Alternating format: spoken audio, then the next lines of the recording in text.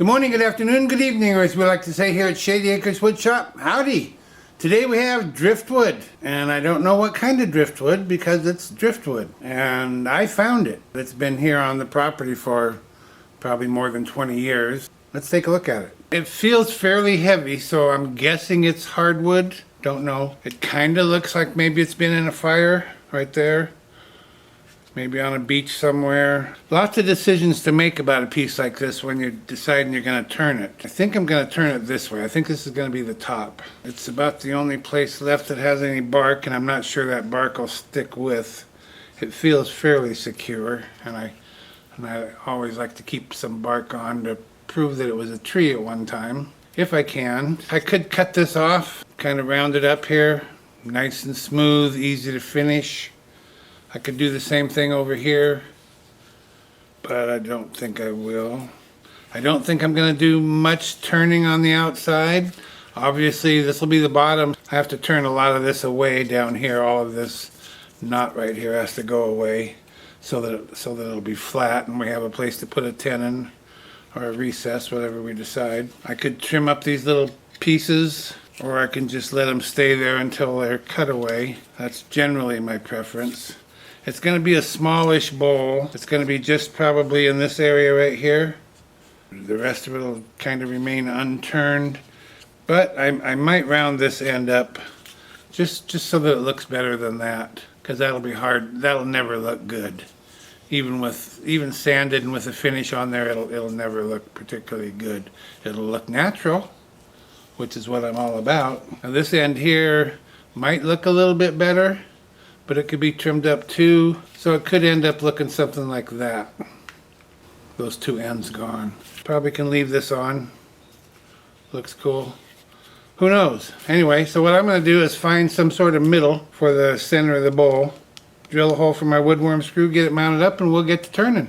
Well, I did not do any trimming up on this piece, so it's just as you saw it. I'm going to just turn until it looks like something else, I guess. I might end up trimming something. I might saw off some of this or some of this, I don't know. But we're going to just go with what we got here. First thing I got to do is flatten off the bottom, make a place for a tenon or a recess, whichever we decide on. We're going to be turning at 575 RPM, 5/8 inch bowl gouge, mask and face shield on. First time since I've touched gouge to wood in about 3 weeks, I guess.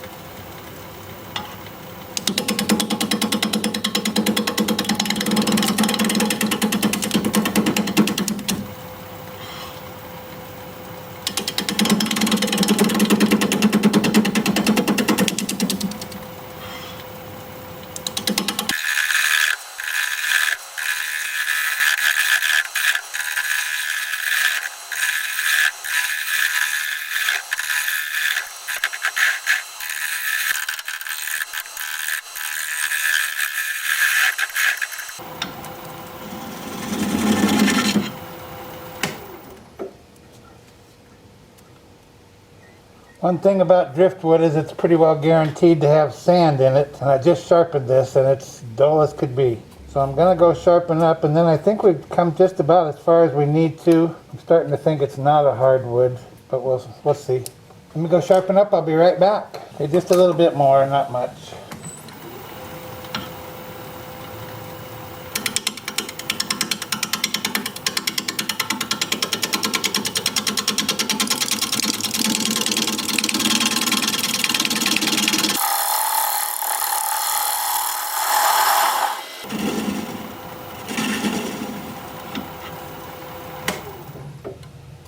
See what that did for us, if anything. Well, it is, well, maybe it is hardwood, huh? Yeah, okay. I think that's flat enough. We'll mark out for a tenon or something.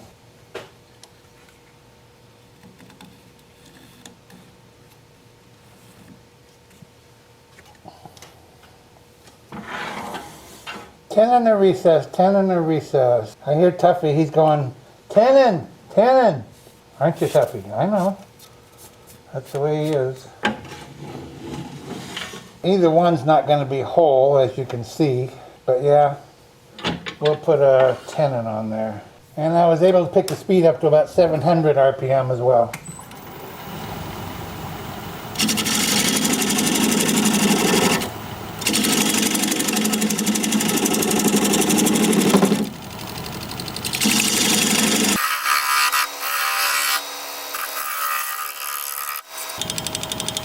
A little like standing in front of a propeller, for criminy sakes.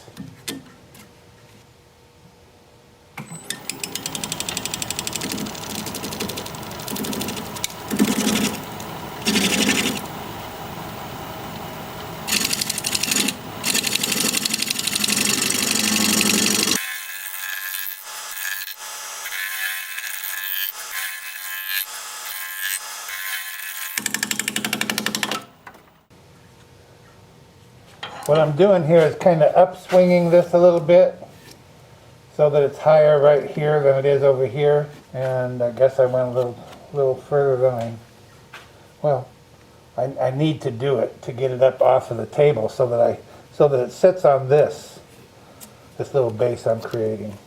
Yeah, things are looking pretty good here.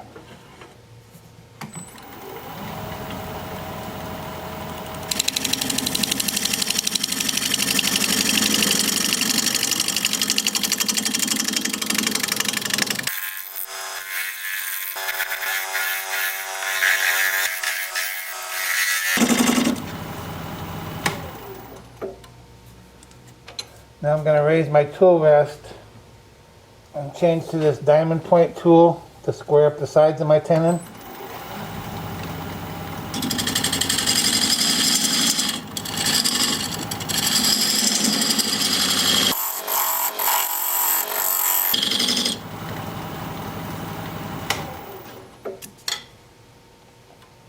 That looks pretty good.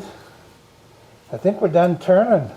Time for sanding. Because so much of this is unturned, it's going to take a lot of sanding with my Sandoflex, which I will do here in just a minute. I'll show it to you, what that's going to look like. And I'm going to start at 120 grit and then 180 grit after that, and then I'll stop there. That's as fine as I go with the Sandoflex. When that's done, I will switch to my 2-inch disc starting at 80 grit and sand all of the parts that I've turned, which isn't all that much, just the bottom here.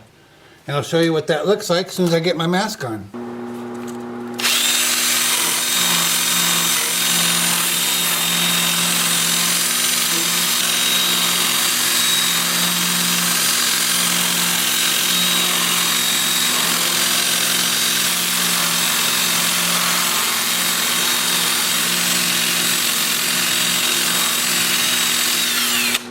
Like I say, it's going to take quite a bit of that. I'll be at that for quite a little while. Now with the lathe spinning in reverse at about 380.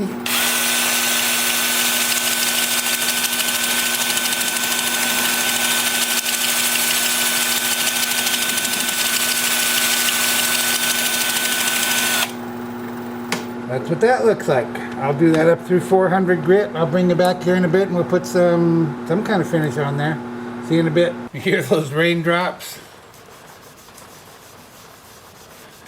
I know my viewers in California, Tuffy especially, I talk to Tuffy now and again, and he tells me about the drought that they're going through down there. Well, we're getting all the rain up here, I can tell you that. Today's something like June 17th, I think, 18th maybe. May was the wettest May ever on record up here in Washington State. June, I think we've hit 70 degrees like 2 or 3 times this year. Middle of June, 70 degrees 2 or 3 times, maybe 1 or 2 times maybe. And right now it's just raining like crazy out there, and I sure wish some of it could go south. Is that not beautiful to you? It is beautiful to me. Absolutely gorgeous. You know, I've been wondering what kind of wood this is. Remember, it's driftwood, so nobody knows for sure, but I'll tell you what, it looks a lot like walnut to me. And this is going to be an exceptional piece once it's done. There's going to be so many things to look at. I think I see a few critters here and there, a few faces. This is shellac-based sanding sealer. It's called Zinsser Seal Coat. And I was worried about how some of these ends, you know, I talked about the ends and how maybe I should cut them off and polish them up. But they sanded up pretty smoothly, and I think this is going to look a-okay in those areas, like this area right here. Both ends are pretty well chewed up, but I think once there's some finish on there, you run your fingers over it, it's nice and smooth already from sanding. I think it's going to look okay. It's going to be that contrast between smooth and shiny turned wood and then not so shiny, unturned wood, but it's all going to be smooth. Lots of sanding happened. Okay, well that's what it looks like for now. I'll put on another, at least one more coat, maybe two of this sanding sealer. I think I'll save the shellac for later. That's what we'll use as a shellac finish. But I'll put that on the same time I do the inside of the bowl. I'll see you back here in a while and we'll start working on the inside. See you in a bit. Well, this is turning out to be just an exceptional piece. I don't know. How could I get this lucky? How could I be so lucky? It's just turning out way better than I thought it would. This is going to be a fairly small bowl, a little bit bigger than what you're seeing. What you're seeing is the flat spot that I drilled out for my jaws to set against, and then that's the woodworm screw hole there. I can go a little bit bigger. I don't want to run off the edge over here, and I don't want to run off the edge over here. But I can go a little bit bigger than we are right now. Don't let me go through the bottom. Don't let me ruin this thing. I love it. We're going to be turning at 650 RPM, 5/8 inch bowl gouge, mask and face shield on.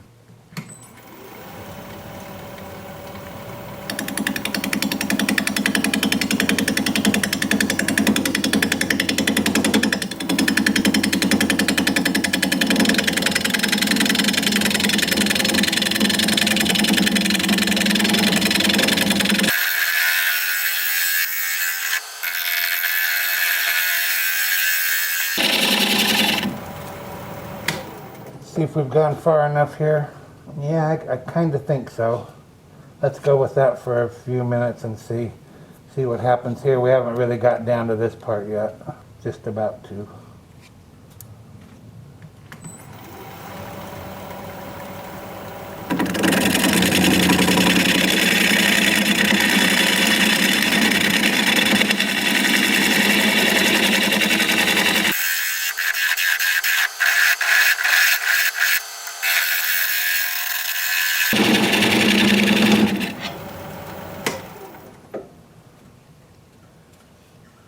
Can we go any bigger? Well, we could. I'm not sure we'll gain much. Not much more. 3/16 of an inch bigger, maybe? Okay.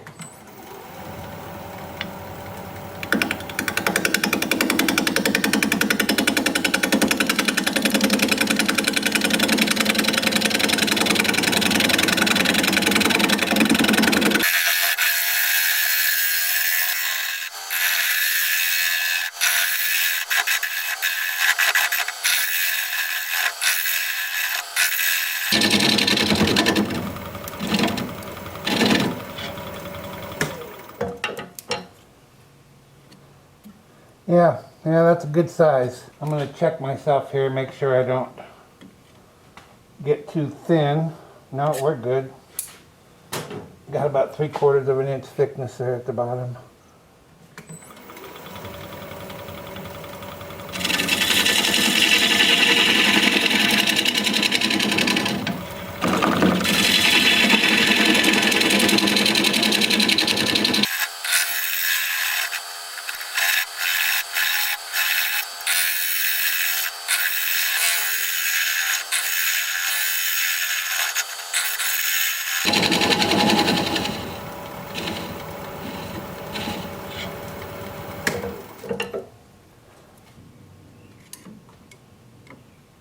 That'll do it. 1/4 inch thick in the bottom. Alright, I'm going to sharpen up my negative rake scraper and we'll scrape.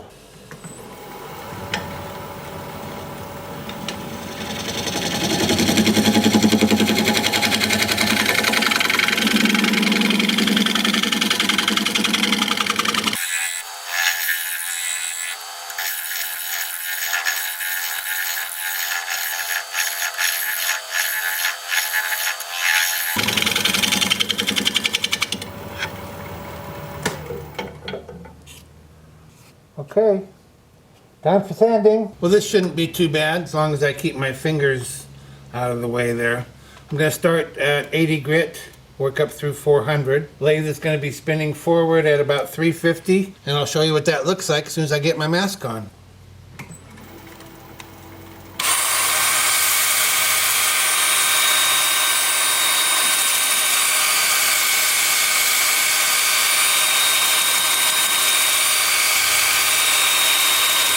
Yep, just as I suspected, easy peasy. I'll bring it back here in a bit and we'll put some sanding sealer on there. See you in a bit. Well, sanding the inside went really easily and it is smooth as silk in here. Really, really, really smooth. So I'm very pleased with that. I did spend a lot of time with a little 2-inch disc in my hand sanding little pokey things here and there. Probably an hour doing that. And I lightly sanded all of the rest of it.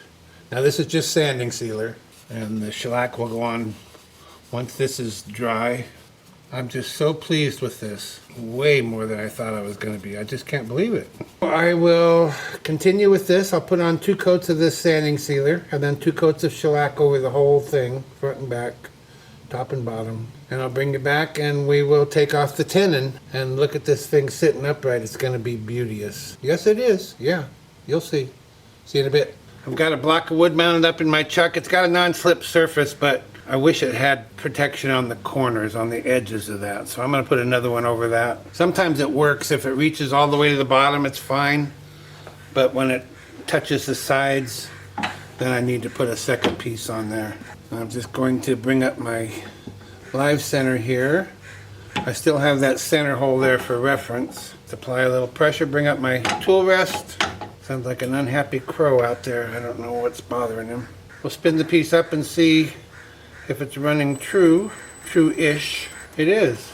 We'll turn the speed up to about, let's say, about 550. I'm going to grab a 3/8 inch bowl gouge and commence removing that tenon.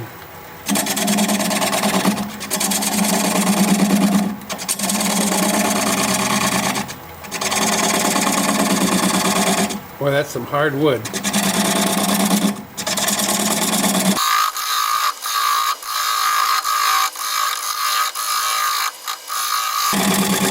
Wow, how could it be that hard? How could that be so different? I'm going to switch to this carbide tool. See how that does.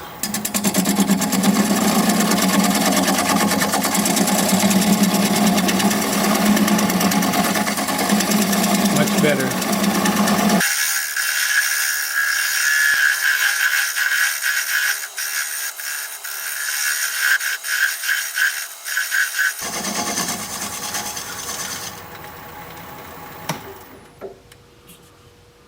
Now I want to get my tool rest a little bit closer and a little bit higher, I think. And I'm going to switch to this 3/8 inch swept back bowl gouge so that I can get in there closer.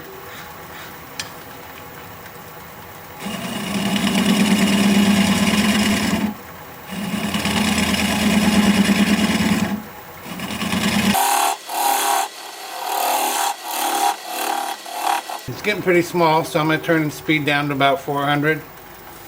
Just keep working it away.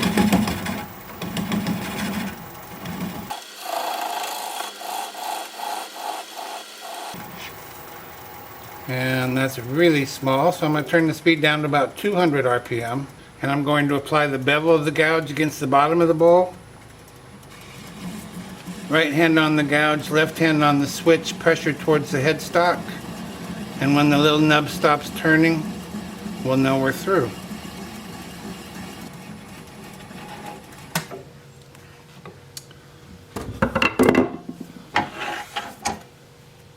Then I'll just take this over here to the workbench, sand that up, sign it, get it finished, and I'll be right back. Be sure you stick around to the end of the video so you can see the before and after shots of this piece. I'm sure they are going to be quite dramatic. If you'd share the video, wow, I'd really appreciate that so much. It would just tickle me pink. I'd really appreciate it. Thank you very kindly. Well, here it is. One driftwood bowl in the books. I sure hope you love it like I do. I just love it. We'll talk about a couple of things that we might see in there, or we might not. You always have to have a little bit of imagination when you're looking for critters in a piece of wood. There's that, this was all the burned part.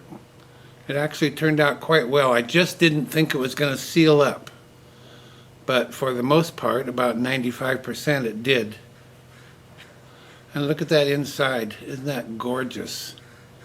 Just gorgeous. And there's the bottom all finished up. I just wrote driftwood because I just don't know what kind of wood it is. I'm not so sure it's walnut. It still could be, I guess. I don't know. There's just a tiny bit of bark left right there, if that helps anybody. So what do we see? Well, now I gotta hold it at the right angle for you. And of course I'm looking at it backwards here. But looking at that, I see a bull. I see a bull. And this is one of his horns. The other one broke off because it's stuck in the guy that was chasing him.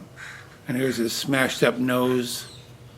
And here's his flat ear because he's so angry. You see the bull? It's got to be at just a bit of an angle. I hope I'm getting the angle right for you. And the same thing, the same feature, if we turn it around this way and look at it this way. Now let's see. Now I really gotta let me look at it a second. Yeah, okay. About this angle right here. What do you see? You see the bear? See the bear? He's got his one leg kind of tucked in, kind of holding it in close, but the other one he's waving at you. And here's his ear up here, and his smushy face. See the bear? Howdy. Howdy, he's saying. Looks like a bear to me. That was the first thing I saw, and then I saw the bull later. And what about the wood? What about just the wood? Isn't it gorgeous? The grain. And see, this was burned also. Yeah, this came out of a fire on a beach. If you see anything else, be sure you let me know. Let me know if you agree with the bull and the bear. And let me know if you like it. Thank you, Pacific Ocean, for sending this along for all to enjoy. If you like this video, thumbs up please. I'd sure appreciate it. If you're a subscriber, thank you very kindly. I truly appreciate that. If you're not a subscriber, you might consider becoming one. I put out regular videos, about one a week, and I'd like to keep in touch. An easy way to subscribe is just click my picture you see there near the end of the video. Your comments are always welcome, and I love reading them. So for now, this is Phil, Shady Acres Woodshop, signing off.